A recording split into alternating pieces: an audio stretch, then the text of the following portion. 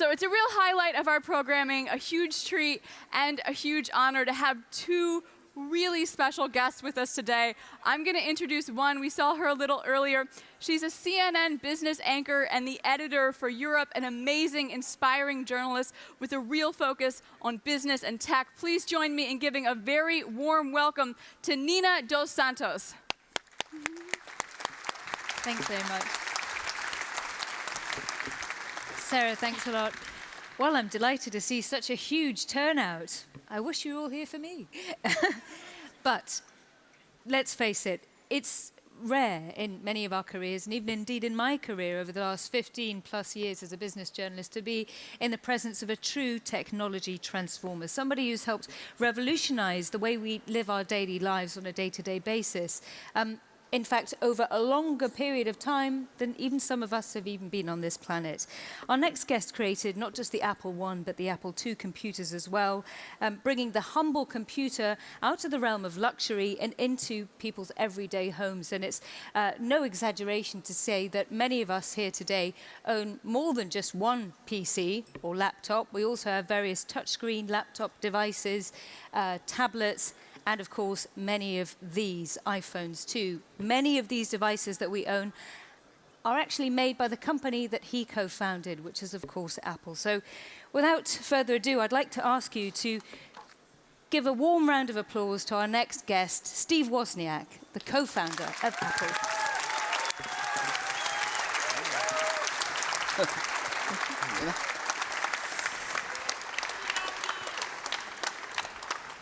So a true technology rock star. I want to say to our audience, we're going to try and get some questions in from you, but obviously we're just here for the next 45 minutes, and there's a lot of you. So I want to start out by asking, if you have urgent questions, do try and tweet me. @Santos CNN is the Twitter handle, and I'll try and feed them in through our conversation over the next 45 minutes. And we'll try and get a roving mic around in the audience too. I think I'll put my phone in airplane mode to be safe. Why watch two? So, Steve, thank you very much for coming. That was a rather effusive introduction I gave you, but I mean, I could have said so much more. I'm glad that it wasn't. Sometimes it's just strung on and on and on, and there's as many things missed as gotten. So good. I could have said more, but I want you to say more. So let's start out by rewinding, going back in time to 1976, which was even a couple of years before I was born, I might say, which usually when I come to technology conferences, being born in the late 70s is something one doesn't admit to, but you'd actually already created the Apple I by then. So let's go back in time. Tell me what it was like then, and do you think that the ecosystem that we had then is the same as we have today to create another Apple? The ecosystem is so different today.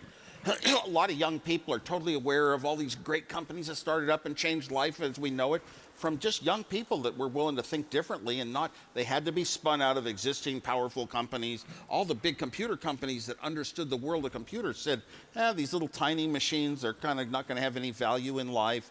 Just a little hobbyist electronics thing, not worth investing in. Well, that left big holes for those of us who didn't know anything about business and marketing to do what we just love doing, and we felt, oh, we can do a product that has some use. Of course, all over the place now I see startups. I'm so proud to be here, you know, with all the emphasis on startups and where they're going. And my whole life has been about what's interesting that's coming up, what changes are new and exciting, what are the products that do it.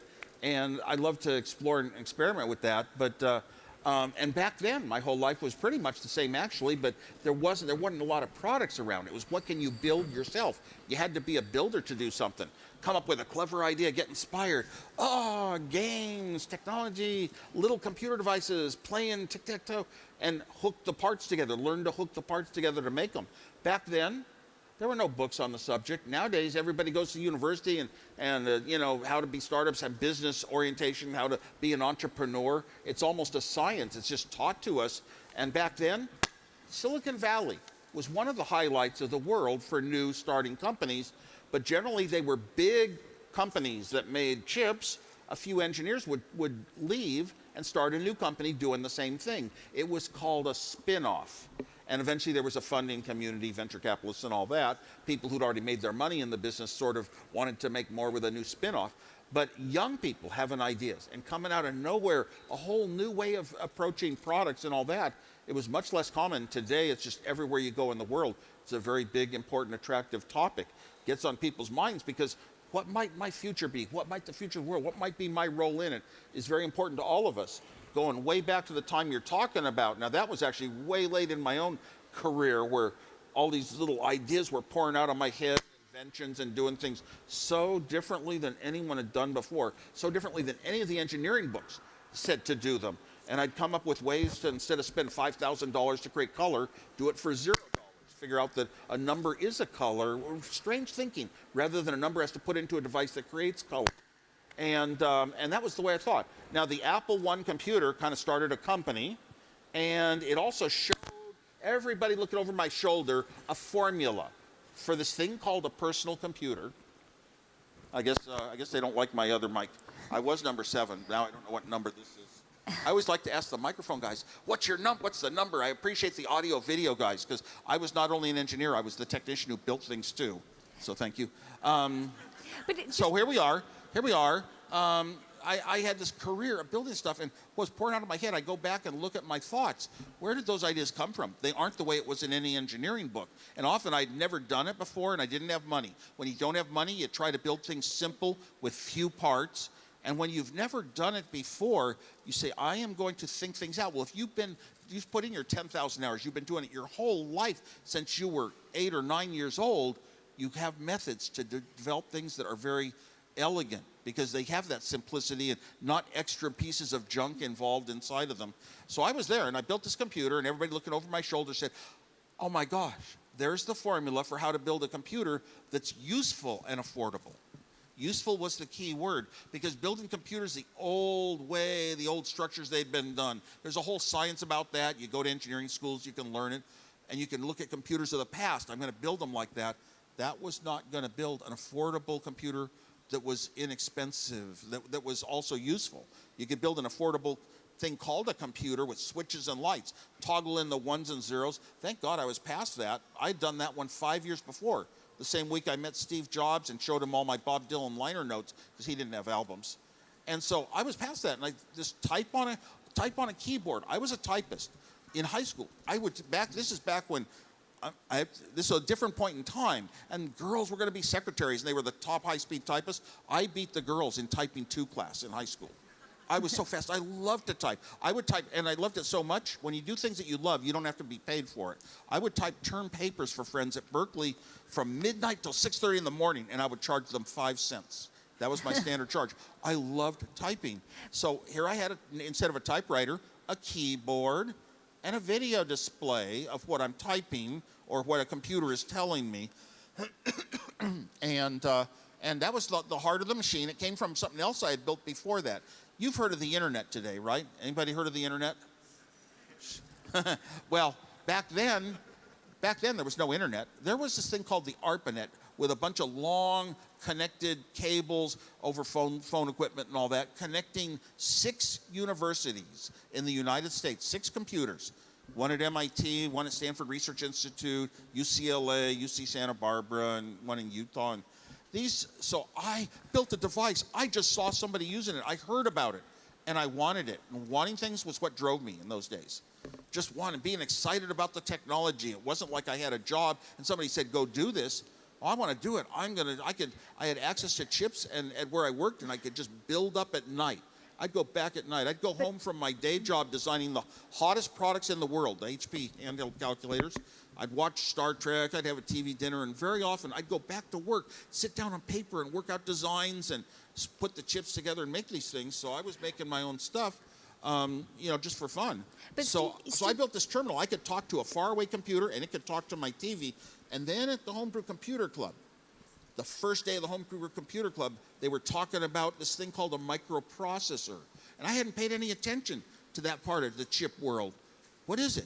I took one home and I said, oh my gosh, it's like all these little computers I had taught myself to design in high school with no books. And I said, I'm in business. The formula popped in my head that night.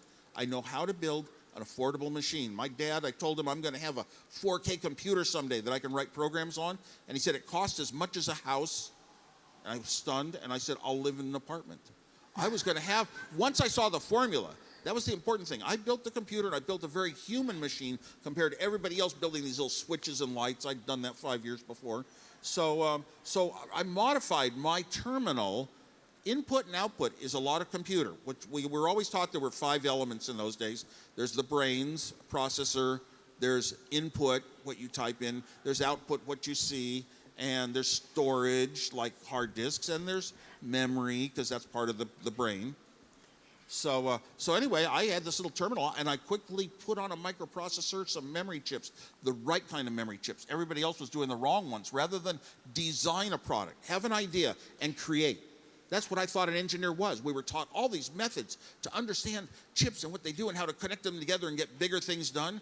I created my own. Everybody else was just copying the Intel data sheet, using the simple type of memories. Steve, it sounds as though, so you're obviously so passionate. When you go back to that time, you can hear how passionate you are still today and how you remember every process of this. And no idea that it would be a company. But did self-doubt ever come into your mind? Did you think, well, how come I, as a relative nobody, against these great big computer behemoths, how come I can do it better than other people, perhaps without much capital? Obviously, you famously founded your company with Steve Jobs in one of your bedrooms and then in your garage later on.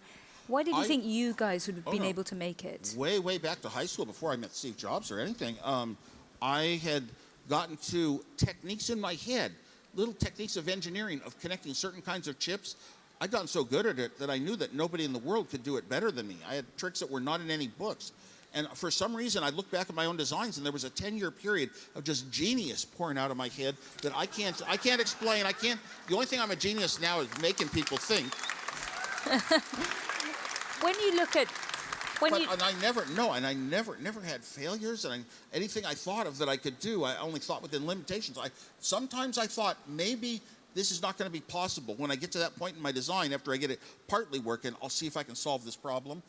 But I always did. I had every job was an A+ in those days. So since you're so self-assured about back in the day, 1970s, 1960s, when you were coming up with these genius strategy to try and create the next big computer, which was so successful. Well, I didn't do it for money or for a company. Well, it's for people that have computers. But would you describe yourself as a risk taker, or did it just seem obvious to you that this is what the consumer would want, and this is how actually, if you connected the idea of the microprocessor with the kind of computer you were building, that this would actually leapfrog the technology to the next stage? Well, I was a risk taker because I grew up shy, and everything I did didn't have to do it the way other people do it. Didn't have to be the same, and that was sort of a risk. Would people even like what I did? But almost everything I worked on, if it was interesting to me, I could show off a video game that I designed. Oh my gosh, and people will see it on very few little low-cost chips. Then I will get credit. Oh my gosh, people will talk to me. I was so shy I couldn't talk to people unless I designed something great.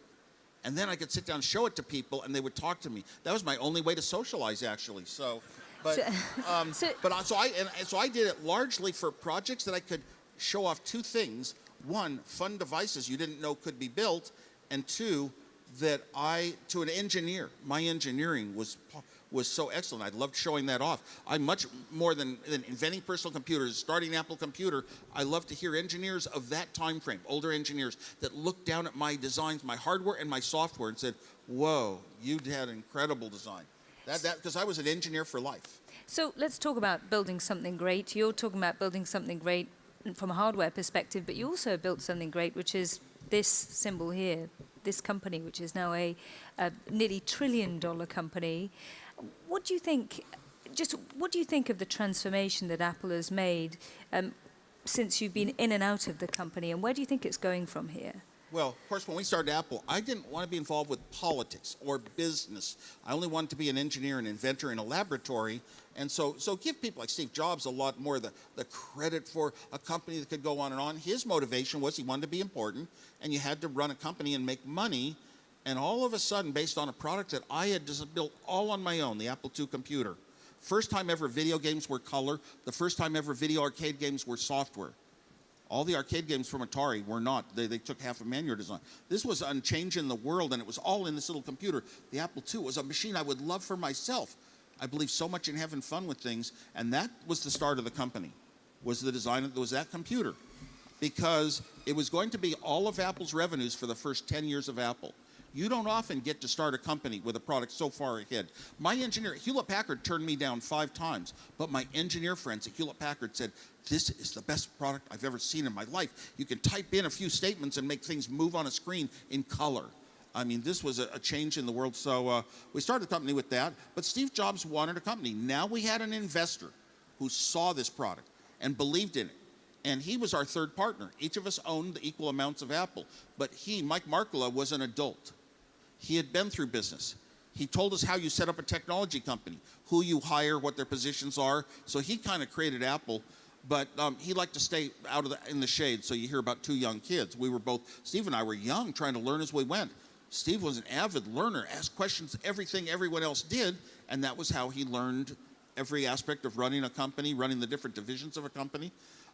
So anyway, so we were so young, it's hard to say. We started this company that was going to become so great. Did we know it? We had a good feeling. We were going to have a big, successful company. We might make $1 million. That was how we thought. But this product was so good, and it was so far ahead of what anyone else in the world was doing at the time, and we were competing with people. We could charge 3 times what it cost to make a computer. We could charge that much, and the others had to just add on normal percentages. That meant we could fund our own growth. It's very lucky when you start with such a great product, so I'll take credit for that.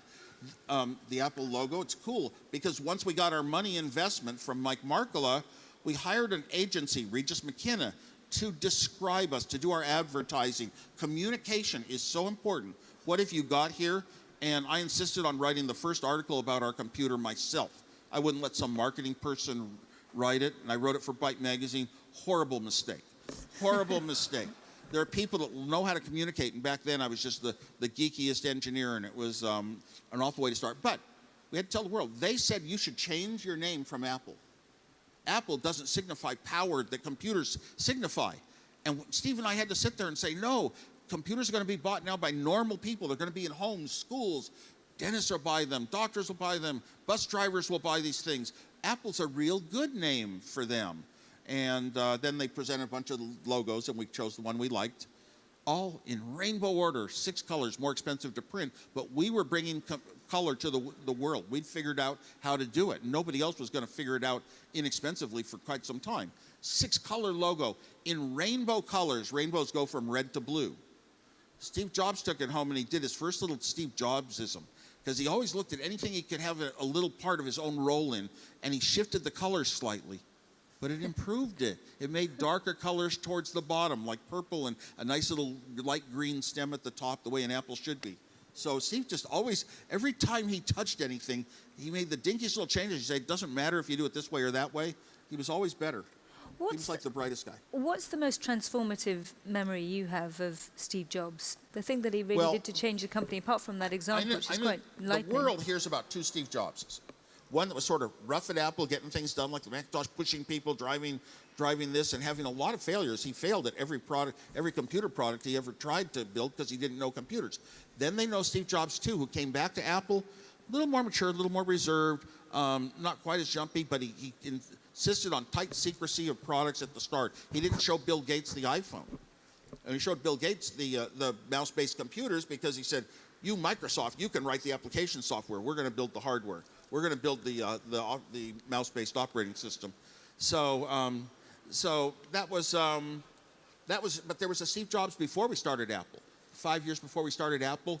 Oh my gosh, such good friends. We were going around, we were playing pranks, we were going to concerts together, we were, following the same things, telling jokes, and Steve didn't have any academic qualifications. How was he going to get to be that important person in the world?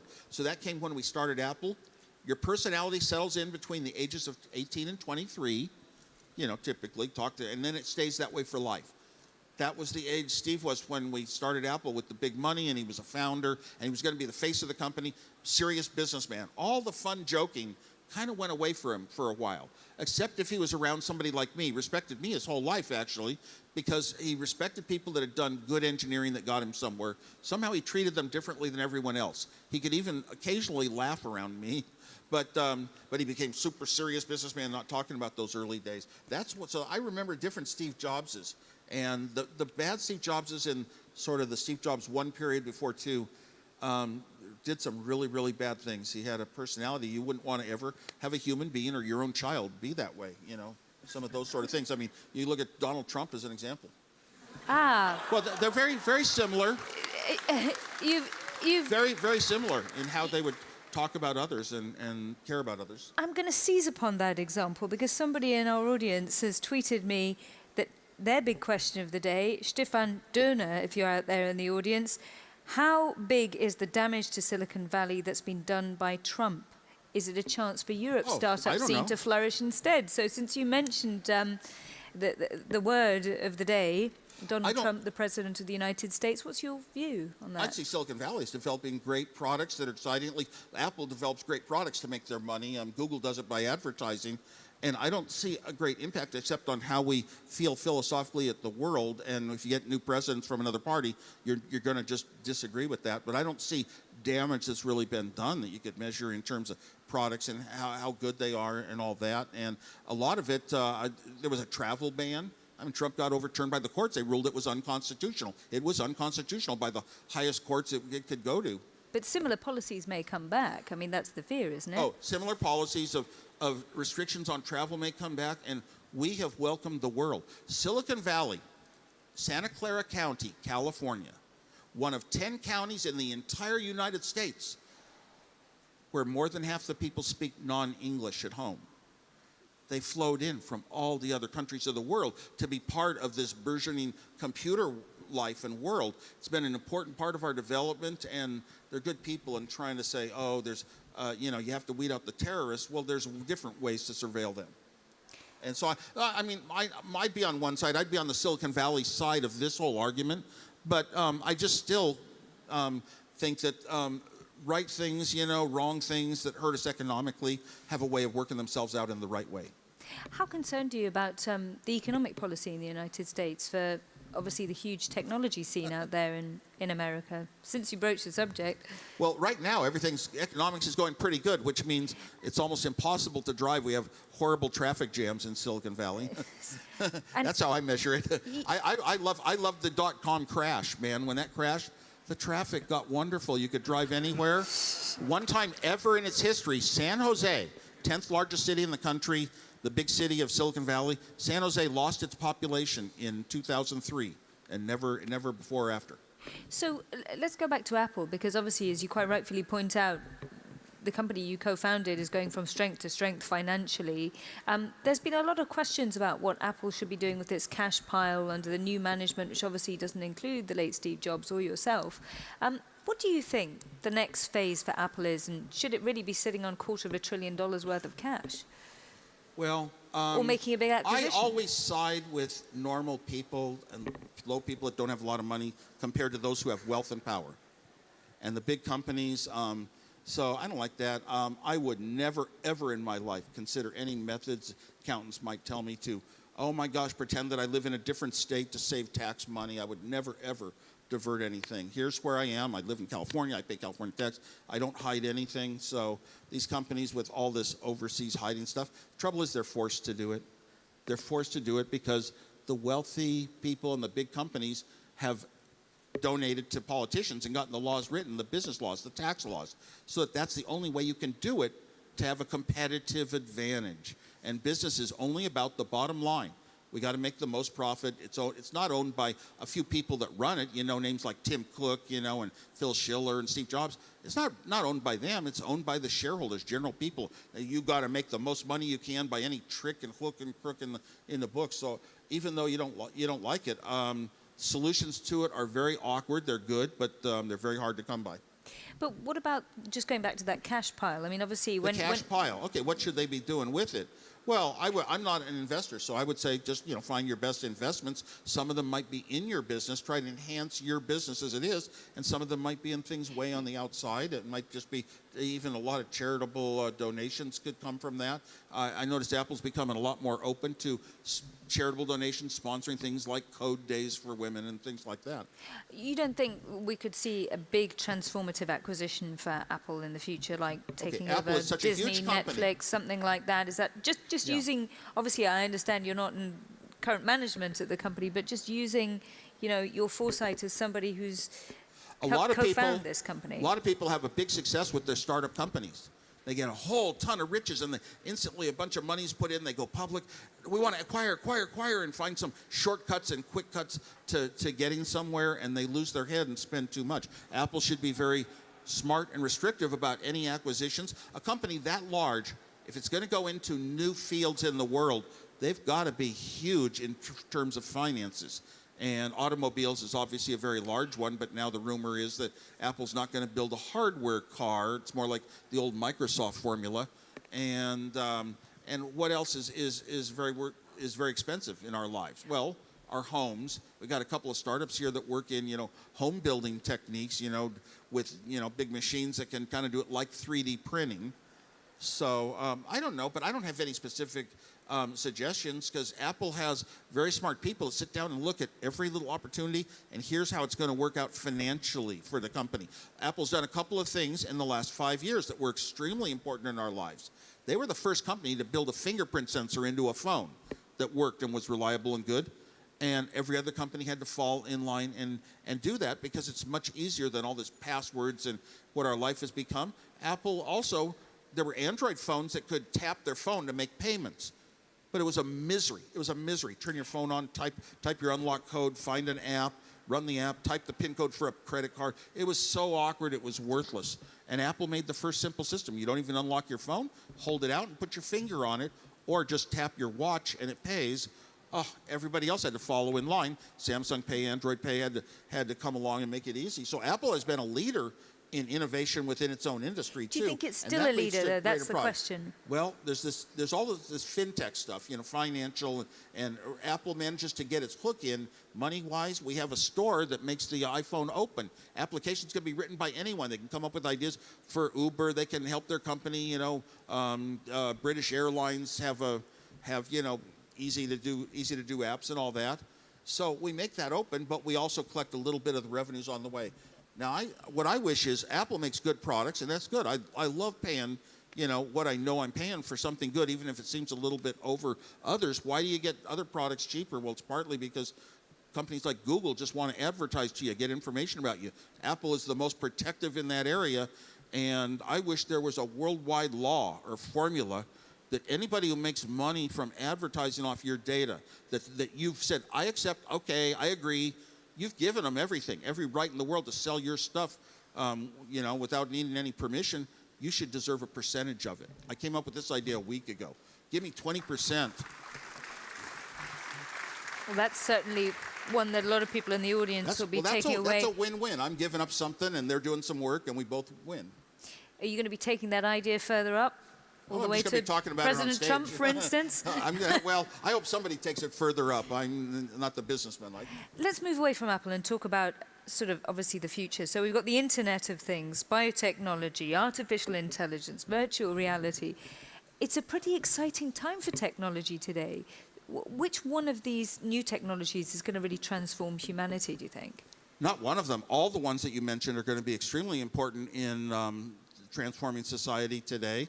Which order of magnitude would you put them in? Virtual reality is going to start with games. Will it ever come into our lives for real? There's still rooms for Moore's Law to eventually get very lightweight virtual reality headsets to use. Augmented reality has so many applications to train you, to help you with your job, to teach, to even play games also with augmented reality. Internet of Things. I think it all boils down to a lot of the things that we have in our lives that are commonly in our homes.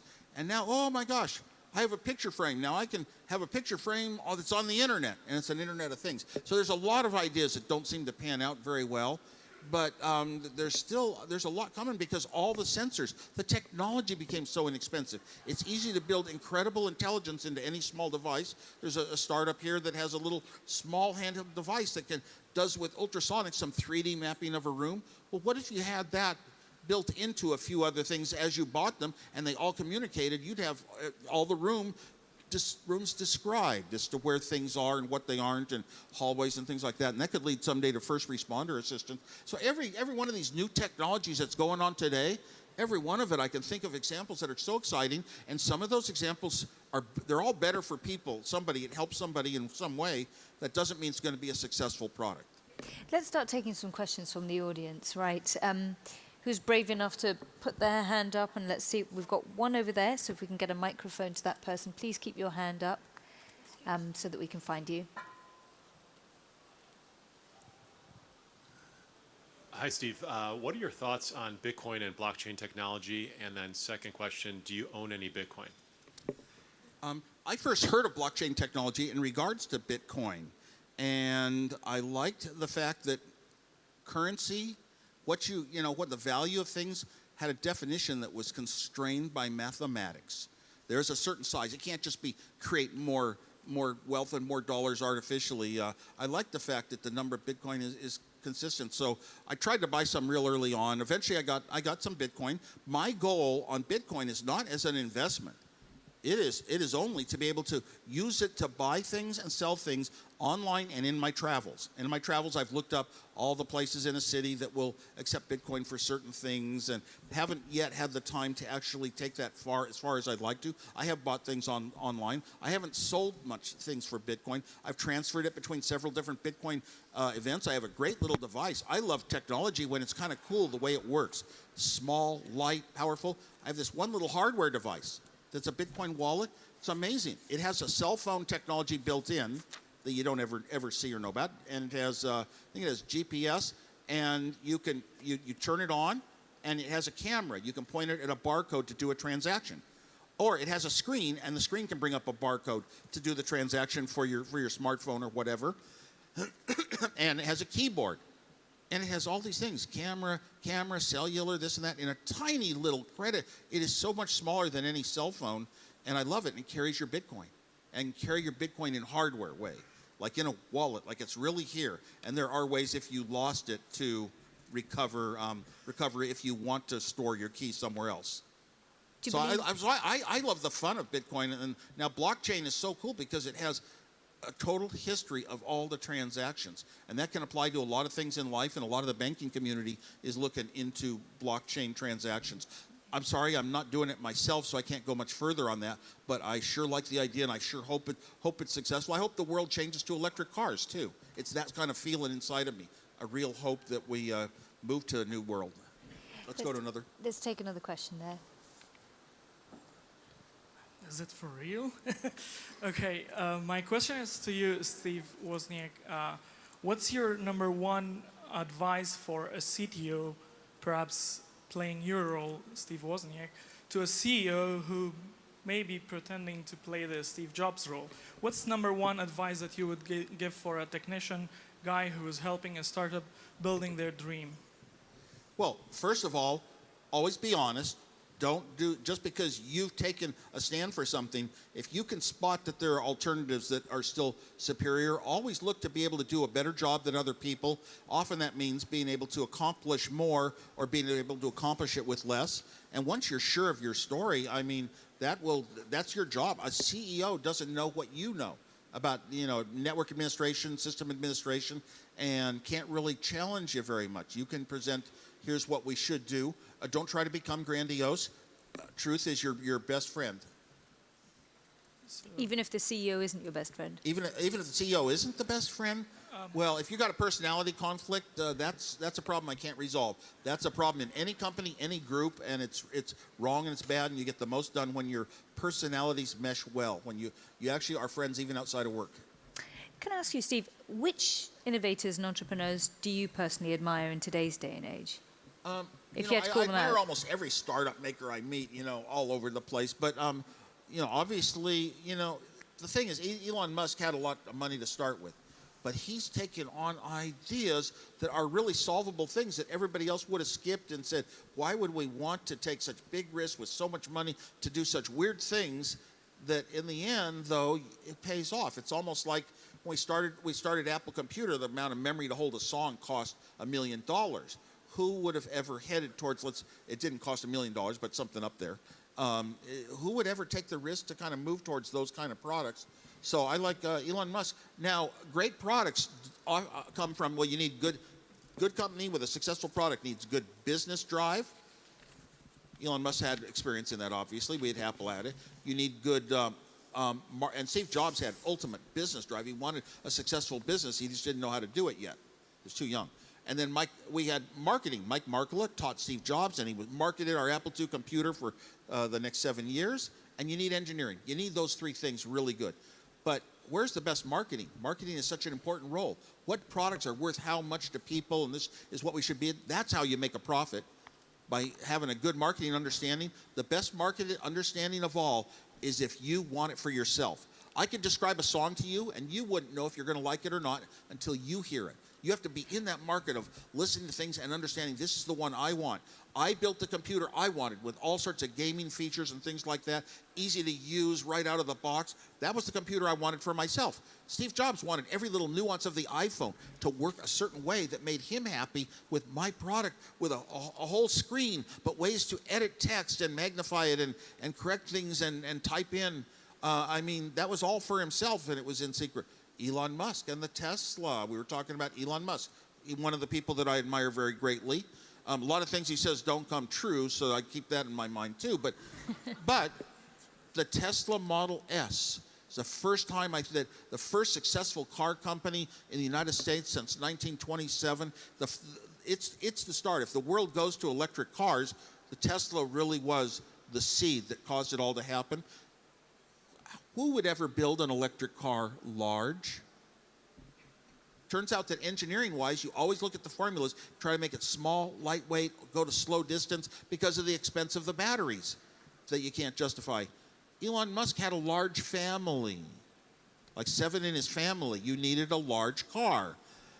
Superchargers. I think the energy for these cars is going to be the more important thing of anything. And the first 6 Tesla superchargers that let you drive anywhere just like you would in a gas car were between his house in Southern California and the factory up in Northern California. So, it's obvious that a lot of things that went into that car, he talked to me about, well, the safety in it was for his own children. When you design the product for yourself and it's got to be the best ever and it represents you, that's when you get the best marketing of all. Well, and there are other leaders. I actually admire the CEO of Microsoft and CEO of IBM for the ways they talk and the way they visualize paths to the future. Importance of artificial intelligence is very important, and Google's always seems to be on the right track, but I also have a lot of distrust of them. Just going back to Tesla, very briefly, given the comparisons that you've made there, could we ever see a tie-up between Apple and Tesla? Could we ever see a tie-up between Or Apple and Apple Tesla? taking It's over way Tesla? out of my pay grade. But would it make sense from a marketing point of view? Given Would the it make comparisons sense? and the There were times that I thought that Tesla was very much like Apple. And Apple, when we started Apple, Steve Jobs and I thought, well, you start a company, if you have successful products, you make profit, you never go away, you never get acquired, you never become a smaller part of something bigger, you are your own company. We didn't know anything about business. And then, so here's Tesla, the thinking in those companies, so successful in their separate areas, I don't think they would want to merge them. And I'm not sure if it would make the best sense. For Apple to make the hardware of cars, maybe they could use Tesla. You can make the hardware, but Tesla's doing hard work on the software as well, and Apple is. So the future, I think they're competitors and probably going to remain there, despite the fact that the companies both have similar elements of beauty. Okay, let's take some more questions from the audience. Right, there's a lady here. If you could just keep your hand up. Hi, Steve. I'm from China, so my question is, how do you see the Apple market in China in the future? Well, I don't look at the Apple market in China. I know it's strong, doing well right now. That's kind of like, that's a marketing question that's out of the area I think a lot about. Now, Chinese have an awful lot of smart developers and inventors as well, and they want to be in business, and technology is a big thing. There are things about China I don't like. I want to be a part of it. I want Silicon Valley and China to work together on new products and both change the world. China can develop products that we need very much in America and vice versa. So I'm hoping for more cooperation than in the past. Sometimes China's very closed. Look, when you go to China, you have to have a VPN just to get Google and Facebook and all that, or buy a little $9 computer called the CHIP, put it in your house, and then you can hide your data through it with an encrypted channel. I always like the low-cost solutions. Let me bring in a question from the Another, audience. Small question. When you go back to you, Sorry. Do you consider Huawei as a competitor to Apple? Huawei is a competitor. It could be someday. Yeah, Huawei, because the phones, kind of smartphones, have taken over the world. And Huawei, I think, is the most popular brand in China right now. On and off, they have some great models of phones, and they're attractive and they're usable. So, yeah, I would think Huawei is a competitor already in China. So, that's more a statement than a question. Thank you, though. Thank you. Let's take another question from the audience. I'll take a couple from Twitter because they're not related to the same subject. There's a gentleman with his hand at the back there. Actually, let's take your question, then afterwards we'll take your question. Could you keep your hand up so that we can get the mic to you? Thanks. Hi. So my question would be, if you look now back to the past years, what is the invention, product or service that you look at and say, wow, I would have loved to have invented it? Oh, wow. Geez. There's so many. Almost everything that I touch and buy falls into that category for different reasons, and you might not even all agree. Obviously, in some time back, it's sort of changed now. Smartphones were the big thing, the most important thing, because they changed my life so much. But then I realized that what changed my life the most was it the Apple I, the Apple II, the Macintosh, the iPhone. I have to come up with the answer. It's usually the third-party app store on the iPhone. You'll have the Play Store on Google. And that really changed it the most because it allowed other people out there, millions of smart people, to work on ideas and develop things like Uber and, and every little airline reservations and hotels and restaurants and ordering stuff from Amazon. I mean, the third-party apps, I look at the end of the day, which ones, how did I used to do this in the past, and it would have been so cumbersome to do it manually, physically, drive places. My iPhone gives me that much power that I feel I have more power than Superman. I push a button and I can cause actions that Superman never could. Sometimes, it's probably in the middle of the night right back home, I'm tempted to pull out my phone and honk the horn on our Teslas to let my wife know I'm thinking of her. How romantic. First time I did that, it was like early in the morning on a Sunday, and she thought it was FedEx. She went to the front door looking for the FedEx truck and trying to figure out who honked. Either that or she thought somebody was stealing your car. We play pranks on each other, though, so it's fair. Let's take the question, the person with the white shirt. That's right, yes, with your thumb up, thanks. Yeah, hold that hand up. You're the right one, yeah. We'll get a mic to you. Hey, Steve. Hey, everybody.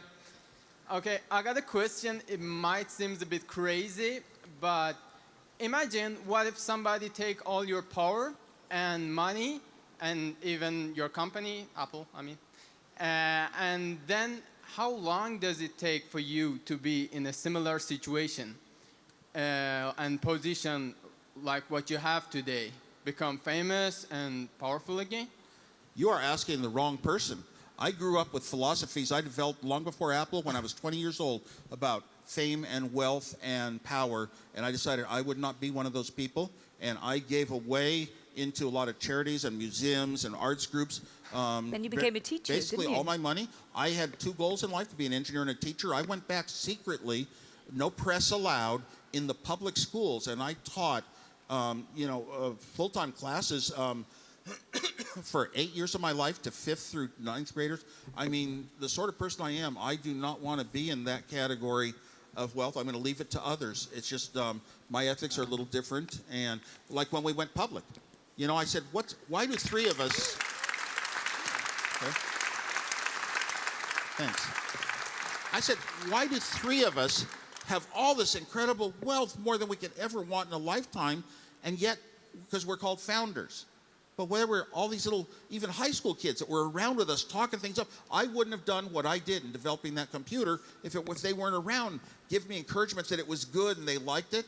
And they were around in those garage days, so I gave tens of millions of dollars of my own stock to 5 people that were founders, that I considered founders, and then to 80 other people in the company. I said, if the company's so successful, why should 3 people get it all? Everybody's working.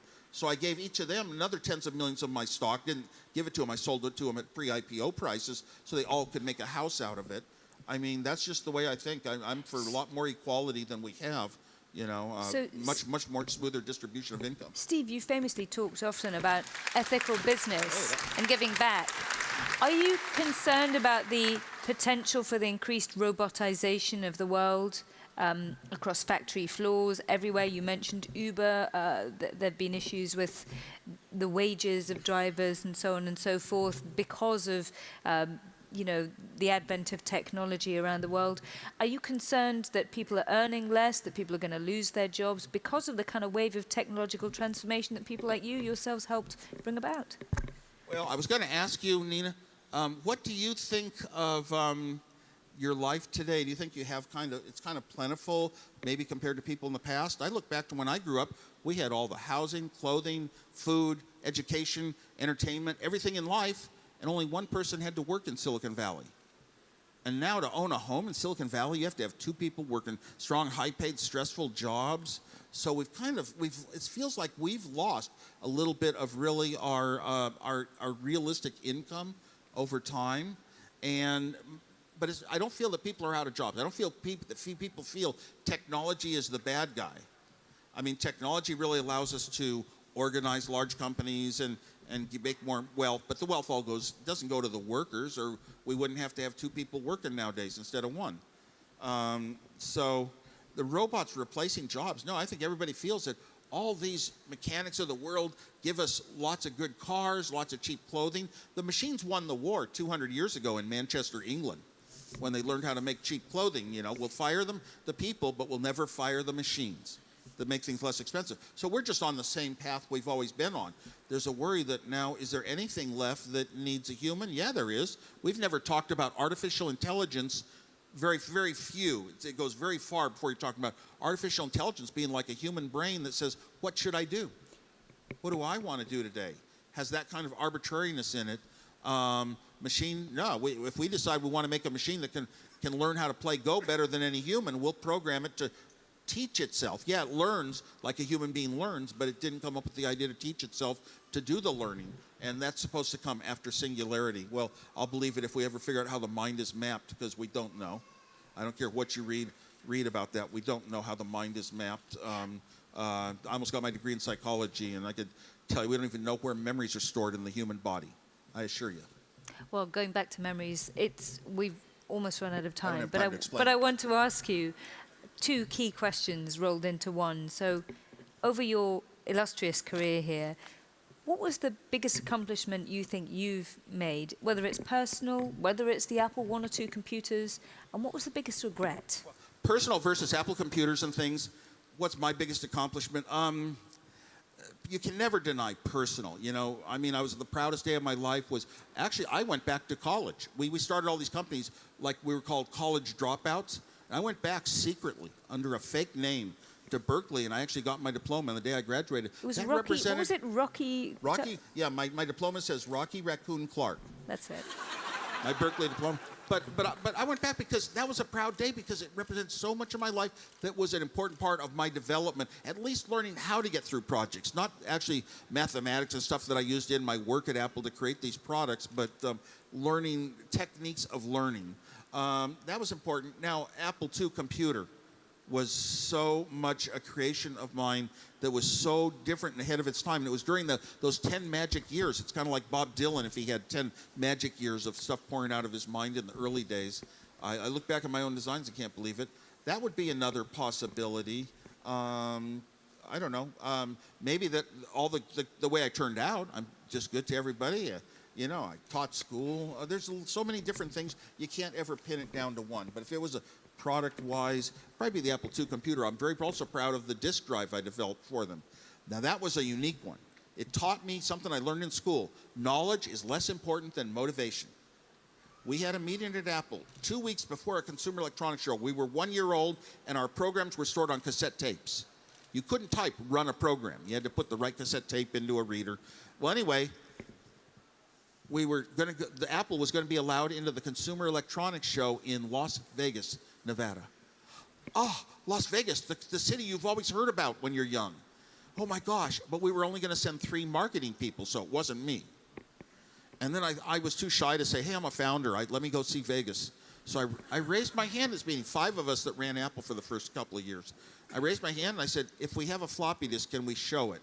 Wheels are spinning in my head. Mike Markla said, yes. If I can develop a floppy disk where you can run a program in 2 weeks, I would get to go to they'd have to send me to Las Vegas. They couldn't take it without me. And I had never worked with a disk drive hardware or software in my life. Best things I ever did for Apple was because I didn't have money, had to make them inexpensive, and because I had never done them before, but was a master at taking little inexpensive parts. I wound up with 8 little $1 chips doing a job like nobody else had ever done. It was one of my greatest designs. So proud of it. I was so proud of it, I even drew the little traces on a green piece of fiberglass called a PC board.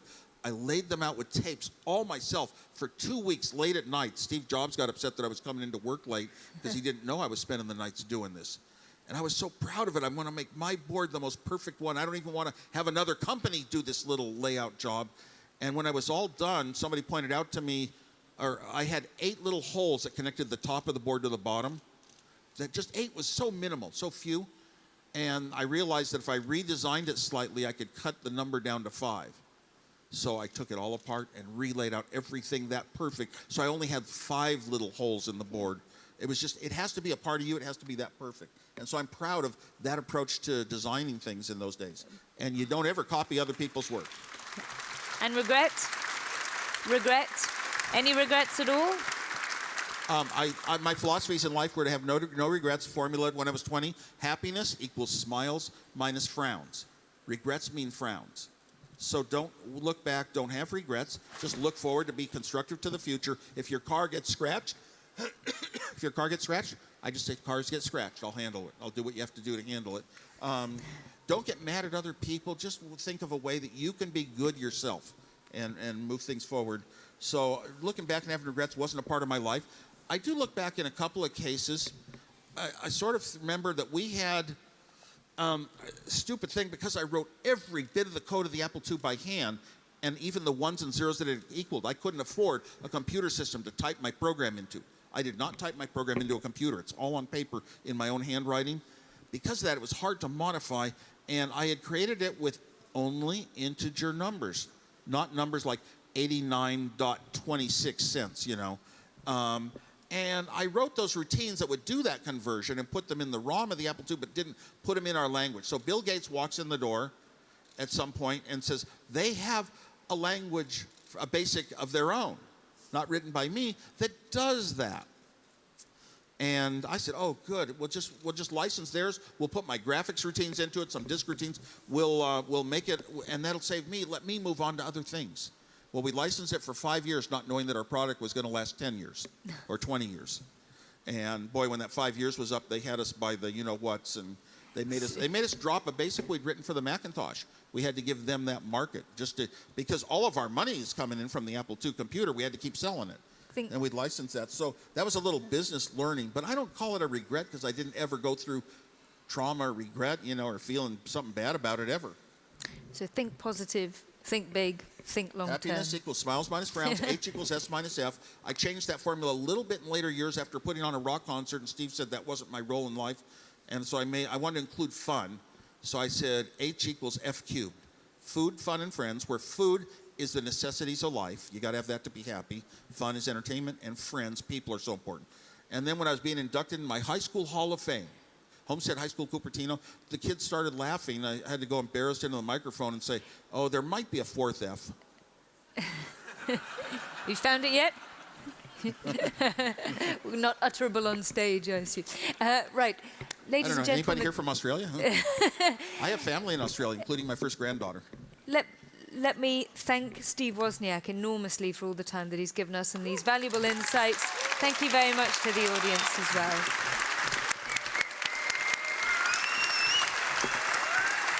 Thank you, Steve. Yeah.